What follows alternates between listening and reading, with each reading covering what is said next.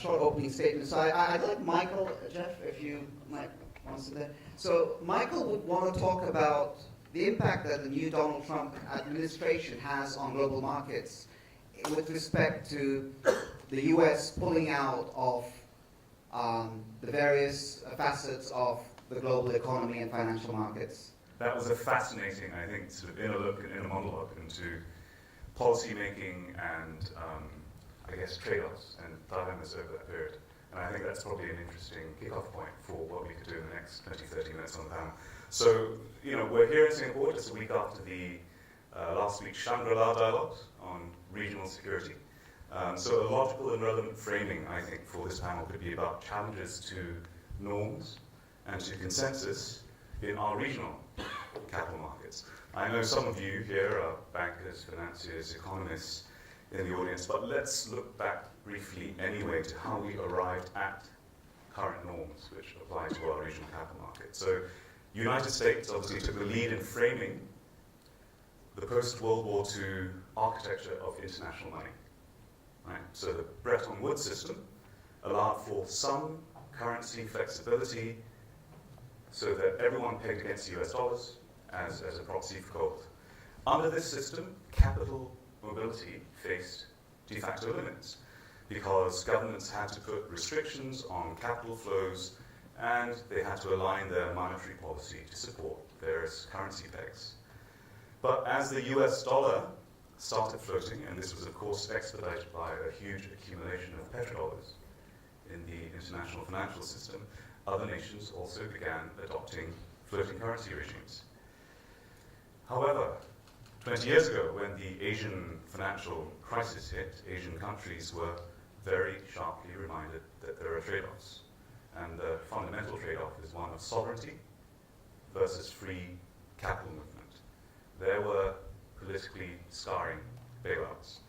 So imagine Asia's surprise watching from a distance all these events that Barney's been talking through during the 2008 Western financial crisis, as we call it here in Asia.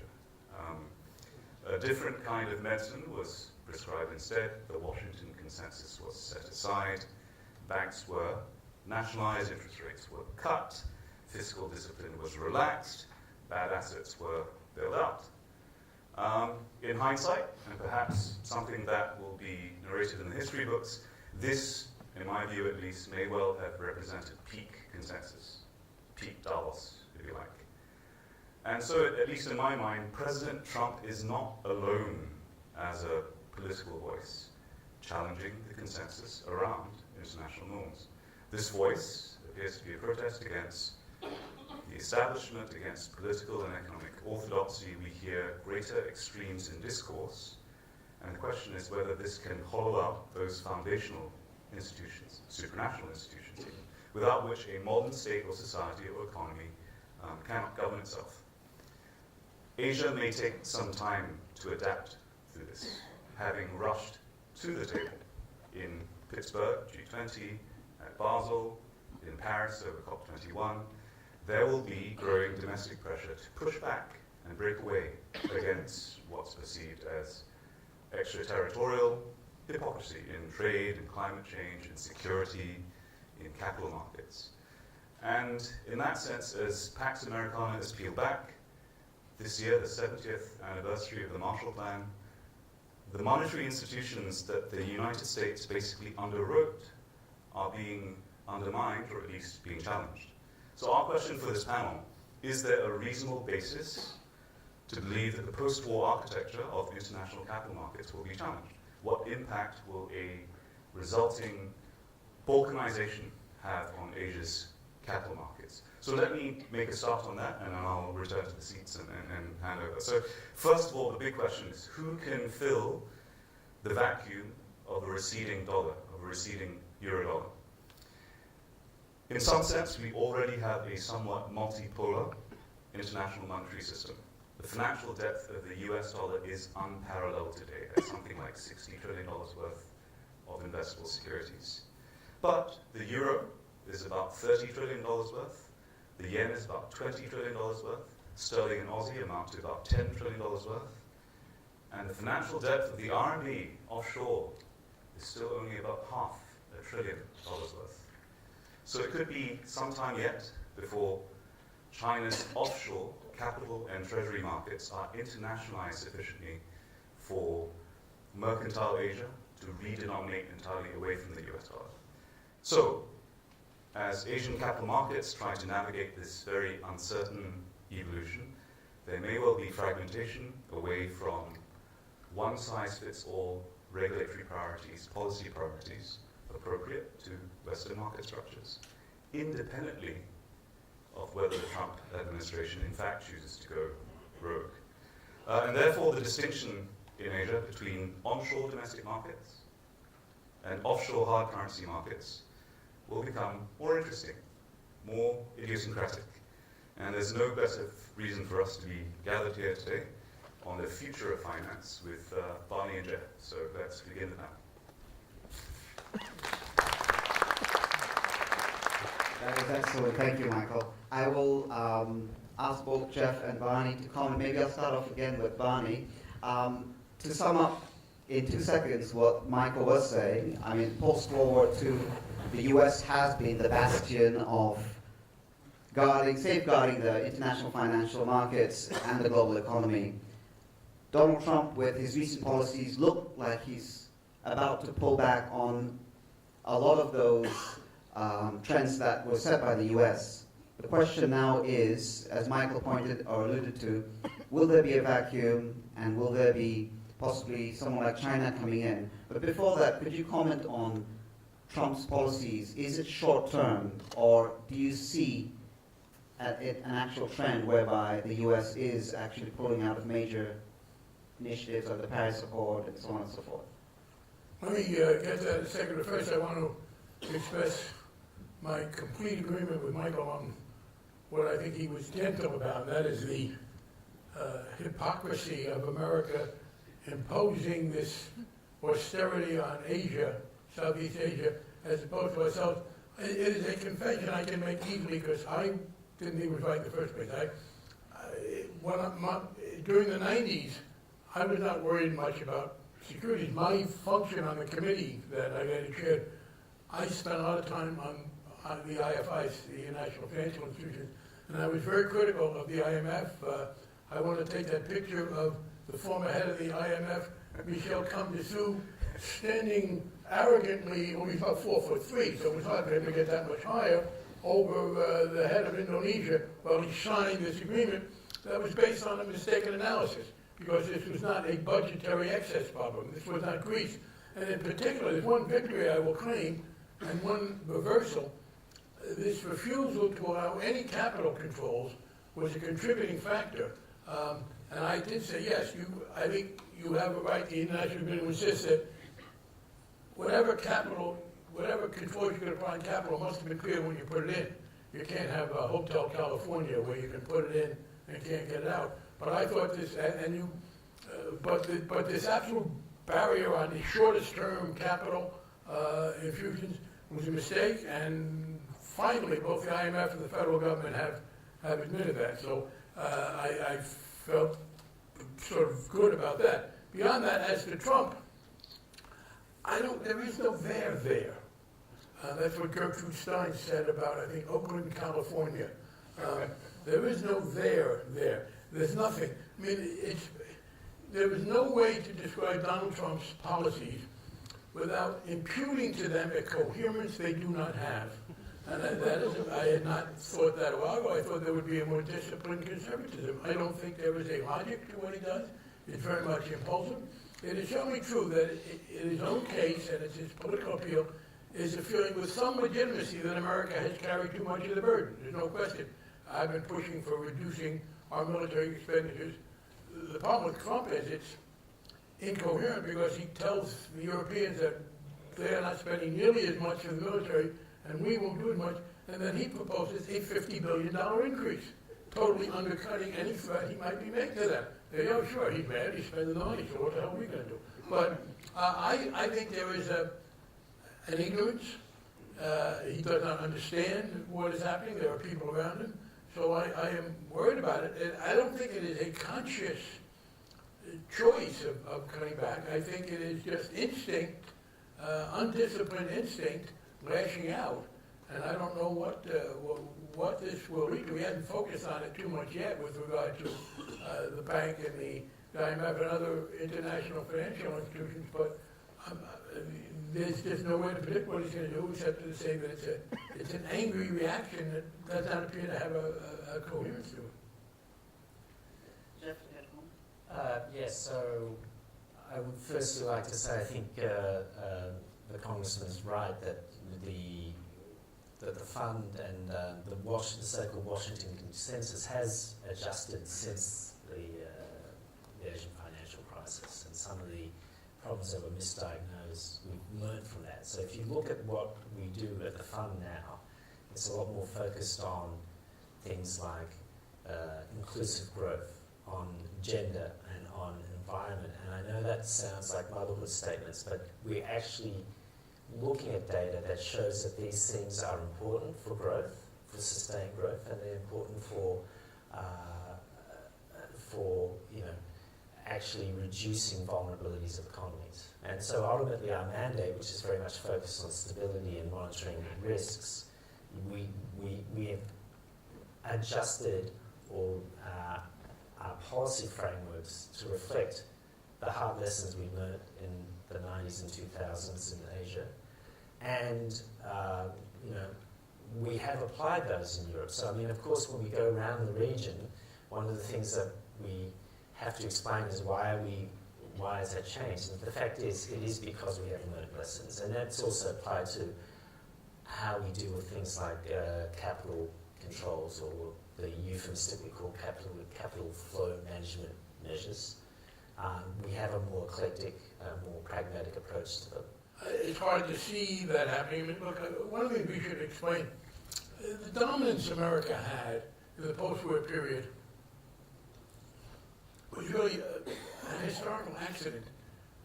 You had this terrible world war in which every developed economy in the world was devastated, except for America, which was energized. Obviously, a lot of Americans died, but our territory was unscathed, and we became the supplier of everything to everybody worldwide. So America began the post-war period with a degree of dominance that was unnatural, unsustainable. Part of our problem now is, that people think that the exception was the norm, what Piketty calls les temps curieux. So I don't think you can. There had to be a natural scaling back of that. Again, that was simply the result of a world war where we were materially benefiting, and everybody else got hurt. Beyond that, it is important, I think, for America has a role to play. But I would say this, and this is not to non-Americans, but I address this to those Americans who lament the loss of American hope, particularly the more conservative ones, the more internationalist Republicans, the George Bush 1 and 2. And they have to recognize this, that one of the big things that happened, and it was one of the lessons I believe the IMF and the American administration, Clinton's people, Larry Summers were in on that, what they've learned is that you cannot simply look at GDPs, you have to look at the distributional impacts within each country. And they now understand that the Washington Consensus had a terrible distributional impact, while it might have arguably improved overall. And therefore, if anybody wants America to once again assume that kind of leadership role, the prerequisite is a set of public policies in America that will compensate those people who will not be the beneficiaries of the globalization. And that was my problem with Clinton and Obama. Not that they wanted trade. They wanted trade, and they also wanted the public policies that would deal with it, but they said, we'll do them one at a time. So they got bipartisan support for the trade bills, and then they couldn't get any of the follow-through. So if people want America to play a larger role, as I do, then they have to join us in saying that we will have better health care, and maybe we'll have labor unions, and we will have other things so that we make sure those benefits are a little more shared. And that's what's very much up in the air in America right now. I just want to add one thing about that. I think there's this ongoing debate about what has been the cause of this sort of economic discontent, political discontent, and economic nationalism. And a lot of the focus has been on globalization. But clearly, technological change is a huge part of this. And I think one of the key points to make that the type of policies in terms of improving social safety nets, improving labour market functioning and mobility, lifelong learning like they do here in Singapore, are important because they also deal with the technological change. And the fact is, if countries retreat from globalisation, they still have to deal with technological change. So then you need these supportive policies, even in an isolationist world. So, these are all very relevant and important points. And just to maybe just do a quick wrap on some of the things that you've raised. This battle, if you like, this inherent internal contradiction between labour and capital, that's been a subject that's been laid aside for a little while. And amazement of amazement that a book by Piketty called Capital could be a bestseller like Stephen Hawking's other unread book. Probably won't be a movie. Won't be a movie. So the nexus between the politics of redistribution, which is, I guess, equality, the race for equality of outcome is also anchored in equality of opportunity. Right? So we're only seeing the symptom, which is that there's no equality in outcome. But what's less remarked upon is that the end of history has not brought about a system of society that inherently allows for equality of opportunity. That goes the other way. It goes the other way, in fact. So this is, I guess, what Marx was talking about. There is an internal contradiction at the heart of capitalism. And the nexus between the economics of capital control and sovereignty is very much linked to the nexus between the trilemma which also exists in politics. So the one in economics we all understand fairly well. You cannot have complete freedom of capital movement, as well as control of your currency, as well as control of your interest rates, right? Something has to give. But there's an almost equivalent political trilemma, which is that you cannot have full and free engagement in the global capital markets and full national sovereignty and full democratic representation, which in most places amounts to the rule of the mob, right? This is what Danny Roderick at the Kennedy School calls the political trilemma. And the common solution to both of these things is balkanization, capital controls, and each man for himself. And perhaps the legacy in Asia of the Asian financial crisis is the capital structure of Asia isn't really that different from 20 years ago. Countries which had capital controls then still have it now. And it may well roll along without dramatic changes in its capital structure, and the world may end up looking a little bit more like this as each country starts looking out for itself. So the loss of consensus is a dangerous thing, perhaps, because this challenge of the fourth industrial revolution ought to be solved supranationally. It's very hard to see how that can be solved domestically. Okay, so I'm going to probably shift the conversation to Asia and bring up a presentation. But before I do that, just quickly back to Barney. I want to ask you what a lot of people have in their minds is that is Donald Trump or the Trump administration, are they going to succeed in rolling back key elements of not only Dodd-Frank but also Basel, which the White House has already expressed its intention to? The answer is more likely with regard to Basel.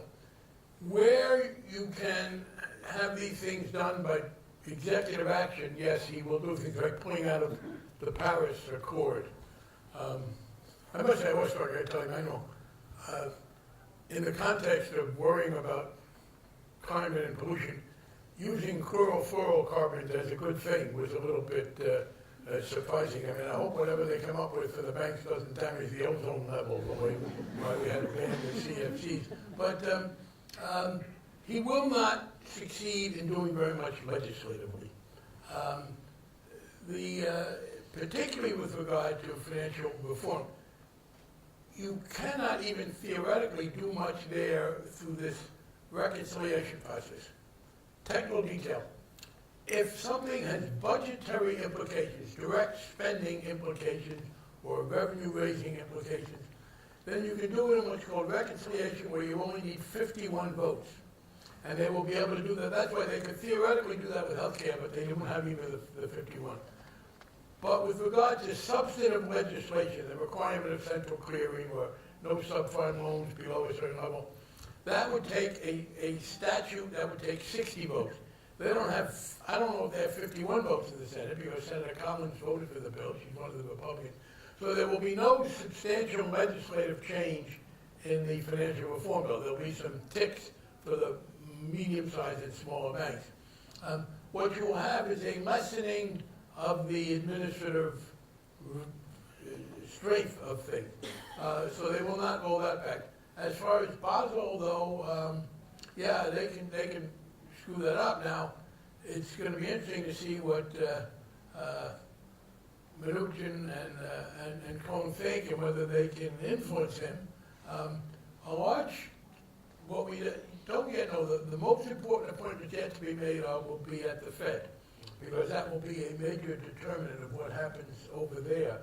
And so, he could throw Basel into confusion. If not, what's working for Basel will be Brian Moynihan of the Bank of America and Jamie Dimon and Lloyd Blankfein and a few others saying, please don't screw this up. You may not like it, but we got to live in this world.